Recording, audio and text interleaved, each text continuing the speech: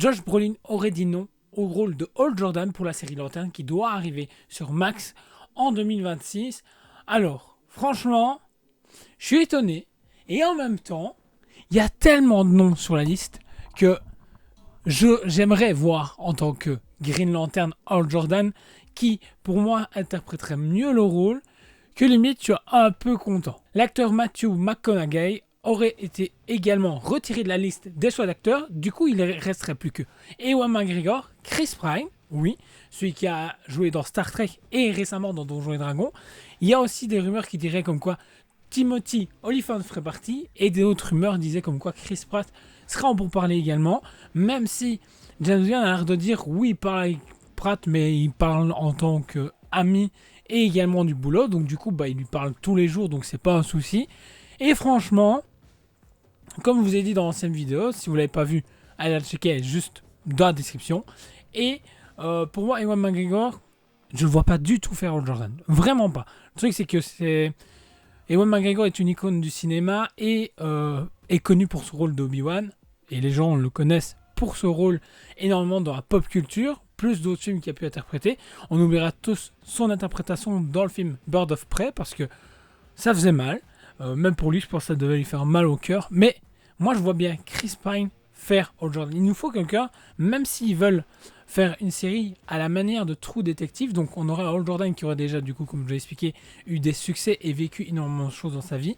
Et se retrouverait à avoir John Stewart en tant que poulain, pouvoir lui expliquer justement le rôle d'un Green Lantern. Et pour ça, il nous faudrait un acteur qui, justement, arriverait à donner le côté humour et en même temps, ce côté de je regarde ensuite. Et je trouve que Chris Pine pourrait vraiment bien jouer le rôle de Hal Jordan. Et j'espère et j'ai vraiment hâte de voir ce qu'ils vont nous annoncer prochainement. Voir si James Gunn va prendre la parole très très vite pour avoir un peu une idée de ce qui va être dit et va être fait. Parce que là, à l'heure actuelle, beaucoup de gens attendent cette série au tournant. Parce que déjà, une série qui va se passer théoriquement sur Terre et pas dans l'espace, déjà ça fait tatiller énormément de gens. Moi franchement je laisse le bénéfice du doute. Pourquoi ? Parce que du coup, jusqu'à maintenant je trouve que James Gunn a su rassurer dans ses propos. Maintenant ça reste mon avis, bien entendu, vous voyez bien je suis hyper emballé par son univers et ce qu'il va nous proposer. De toute façon son univers démarre le 5 décembre prochain avec Creature Commando, qui est l'apéritif, comme je l'ai expliqué, de son DCU. Et puis ensuite, on a Superman Legacy en juillet. Et entre-temps, il a annoncé également qu'on aura Peacemaker saison 2. Il a dit, logiquement, ce sera mi-2025. Et ensuite, on aura en 2026, logiquement, Supergirl, Woman of Tomorrow. Si tout se passe bien, bien entendu, logiquement, le film devrait commencer son tournage courant début 2025. Si tout se passe bien, bien entendu, encore une fois.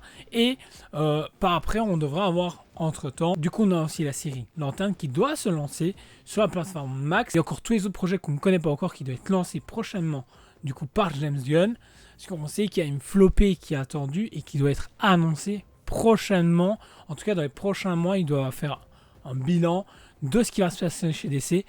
Également, autre information, la série Batman The Caped Crusader a officiellement été renouvelée pour une saison 2. Alors franchement, j'ai pas encore fini parce que j'ai du mal avec cette réadaptation de l'animé des années 90, années 90-80. Et tous ces changements, il y a des choses, je m'en fous, changement de couleur de peau, je m'en fous, mais le niveau des costumes, c'est troublant. Harley Quinn, par exemple, j'étais là, je fais ouais, c'est un Harlequin, quoi. Au final, c'est pas la Harley Quinn comme on nous l'avait présenté à l'époque. Et c'est des petits changements comme ça où j'ai du mal à rentrer dedans. Ce Batman beaucoup plus froid. Et on s'y attache, moi, il est moins attachant, je trouve, personnellement. Je sais pas si vous l'avez vu ou est-ce que vous en pensez. Du coup, votre avis m'intéresse. Donc voilà, c'était les dernières infos du DC Studio. Donc franchement, dites-moi ce que vous en pensez. Ce que vous pensez justement de la direction que prenne la série Lanterne.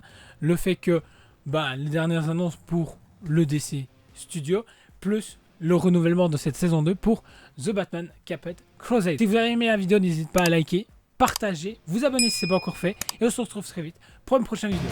Ciao!